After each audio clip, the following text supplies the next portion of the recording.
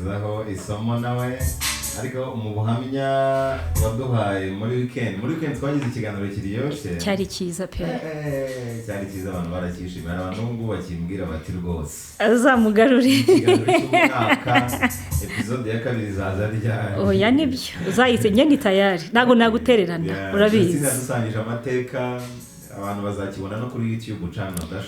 dash TV bazakibona rwose nasanze umukobwa wanjye ari harimo kureba ibiganiro twakoranye ati ntabwo nari nzi ko byabaga biri live bumvaga ari audio batazi ko na video iriho reka tubwire abantu ngo umushaka kureba ibiganiro nakoye na Dashim hari uvuga ati simuzi bese namuva kuri radio gusa ijya kuri dash TV warikemo Vestina urahita ubibona urabona Vestina nyirizina nibyo rwose hanyuma Vestina watinzeho byagenze gute ambuti yaje mu muhanda nabonaga imodoka zitagenda okay yabibaho kandi ntabwo umuntu ayiteganya uraza nyine uturutse mu rugo uri ku gihe ntabwo biba byoroshye yera ibyo uhurira nabyo mu nzira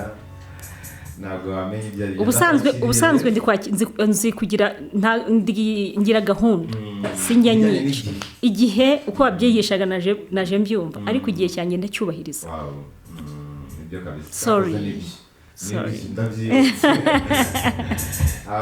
uyu munsi sasa udufitiye iki kugira ngo ducunguzemo urakoze abantu benshi tukaba tumaze iminsi tuvuga ku bantu bakora ibintu bijyanye na masturbation basiko barimo kwirengera bikabagiraho ingaruka ntibazibona ako kanya ko bakazazibona iminsi iri imbere ari byo twabwiyemo bituma bagira ibibazo bya premature ejaculation kurangiza vuba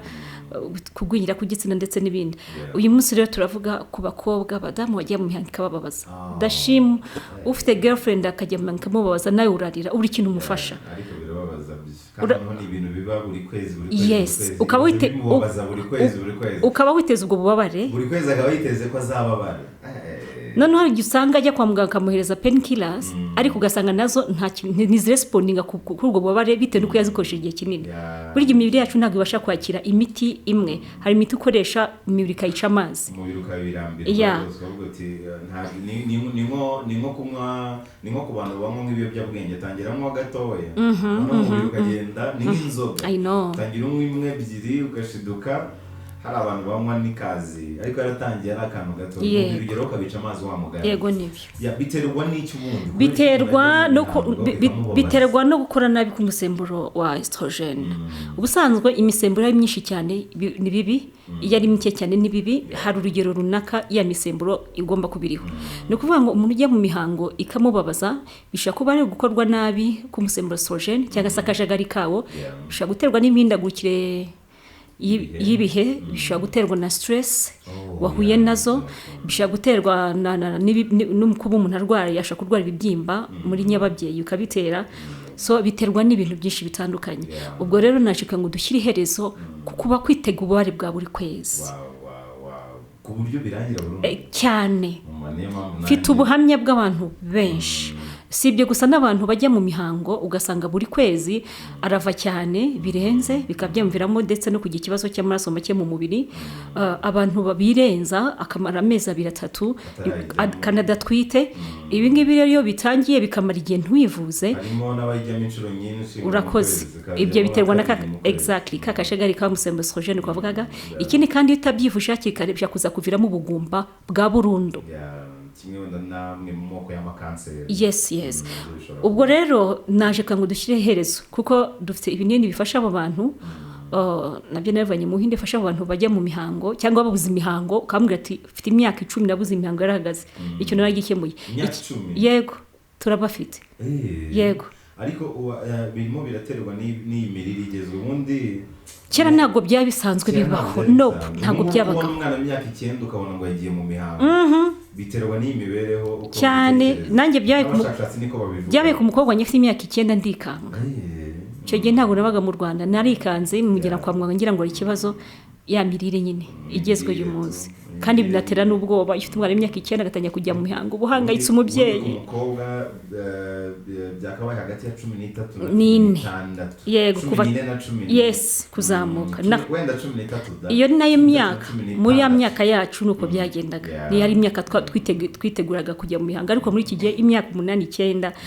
ugasanga umwana afite amabere afite imyaka 8 biteye ubwoba no kuvuga ngo imisemburo ye iba ifite umuvuduko udasanzwe imburagihe yes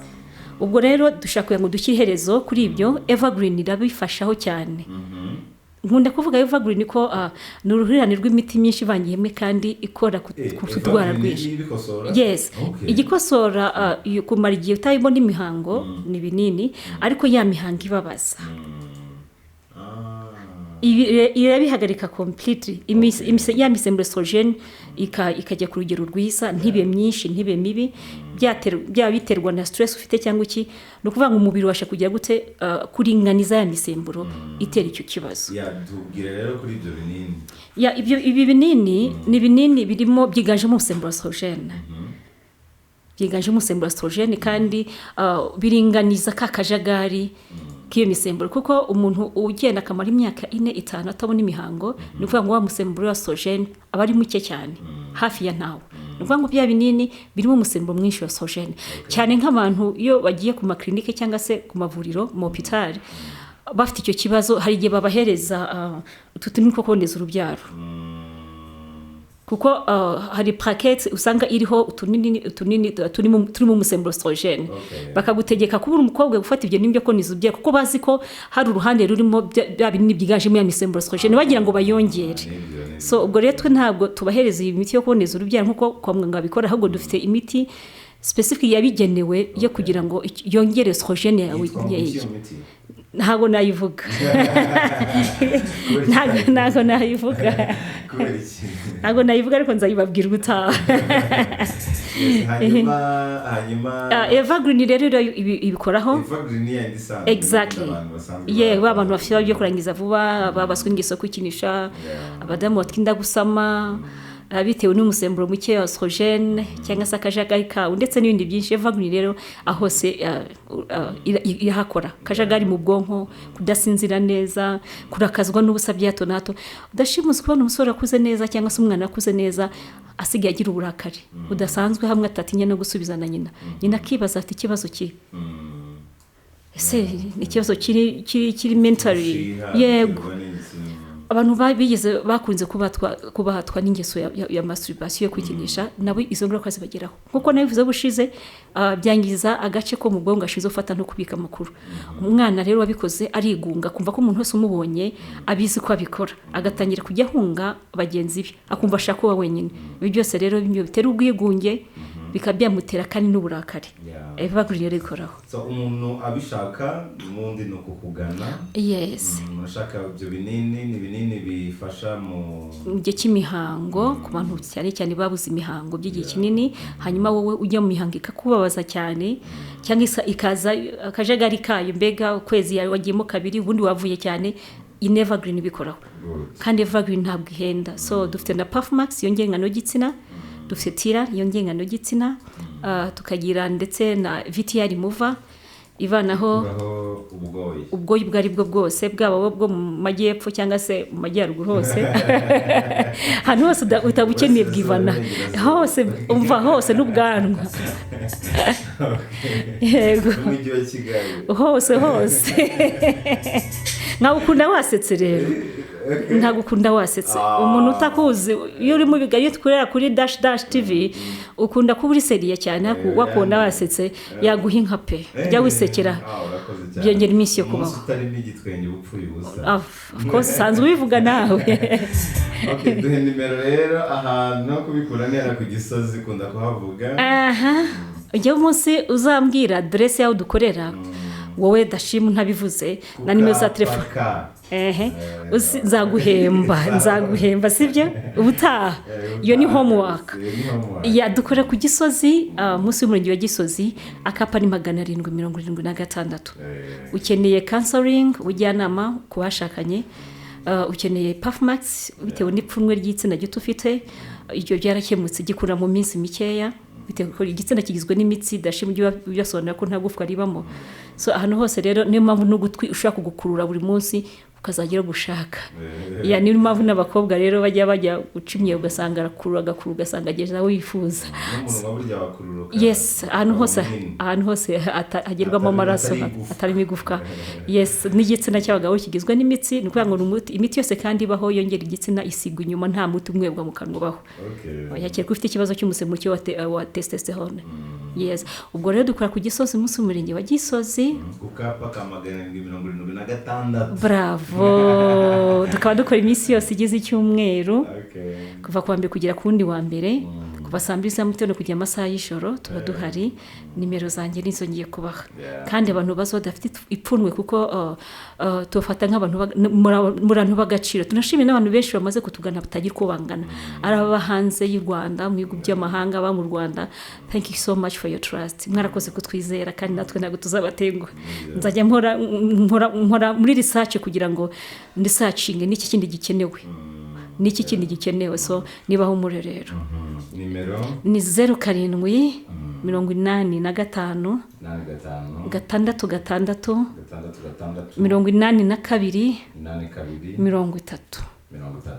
07 85 gatandatu 82 30 abasubiramo numve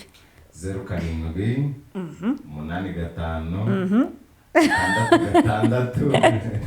85 bravo 07 okay 07 85 82 bravo Dashim nandi guseka nuko nakubonye yagira ibanga rigira imana hanyuma hari indi ukunda gutanga ariyo 07 80 34 72 12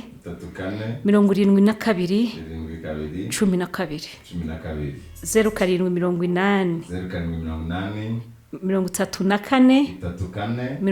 72 12 iyi ngiyi ariko iranoroshye ngaho yivuga turebe 07 80 34 72 wow Dashim ubwonko bwawe niba ari uko nyine rero kubera inzu y'ibitabo urarenze isoma ubifata mu mutwe ntabwo uzasaza urakoze cyane rero mama Vestine kubw'umusanzu wawe abandi turi kumwe nabo nijoro mu kiganiro cy'umuryango ndwubakene abandi muri kumwe rwose muri kuva saa 4 tuba tuzubaka ako wazagije imbere ho gatoya bikaba nka saa 2 abayobozi barabyumva bazadufasha ndagushimira ariko ntabwo wagenda utaduha ijambo ryahindura ubuzima Dashim kugeza ufite ijambo ryahindura ubuzima ugomba kuduha Dashim ngewe ijambo rya musindura ubuzima bwanjye iyo mbyutse mu gitondo habona ndahumeka urabyumva mba numva ndi umuntu ukomeye cyane mba numva nkize nubwo haza akabazo kurwara ariko mba numva nkomeye cyane ntabwo ari kabasinzira bose bagira amahirwe yo kongera kukanguka oya ntabwo ariko bimeze hari uryama ari muzima akabyuka yarembye hari uryama ari muzima akabyuka yapfuye hari uryama ari muzima agakangwa n'inkuru mbi y'incamugongo ariko ugiye byutse uri muzima n'amaguru yawe ukinanura ukumva intege vitesi zose z'umubiri zirajyamo nukuri uwo munsi urahambaye no munsi uzaza uvivira mu buzima bwawe kavuga ati uyu munsi wari umunsi udasanzwe ni mushya kuri njye wow iryo ni ijambo ryahindura ubuzima kweri no kubyuka mu gitondo birahagije abantu bifuje ayo mahirwe bayaguze hari abapfuye hari abarwaye umuntu uri muri gereza arifuza kubyuka ameze nkawe arifuza kubyuka ubashije nk'umuntu uri muri gereza ikintu yifuza cya mbere ni ukuba ari hanze nyine akabyuka mu gitondo akajya mu kazi cyangwa se agashakisha nk'uko abandi bose bashakisha nabundi wowe urarira ariko ayo mahirwe urayafite urapfusha ubusa ntabwo ari uri mu bitaro arifuza kuba yabyutse nkawe yakandagira hasi akagenda ariko ngo nuko nta mafaranga ufite hari uwabyumva akavuga ati ashamwe nuko hari icyo oya kuba uri muzima amafaranga ni umushyitsi twabivuze ejo bundi araza akagenda humura ntugacire urubanza ubuzima ugendeye ku bihurimo upfa kuba ugihumeka w'abazima umeze neza ni amahirwe atagereranywa hari abantu benshi bayifuza batabona abantu ijambo ryahindura ubuzima urakoze cyane ndashima ni bw'umugisha tuwusange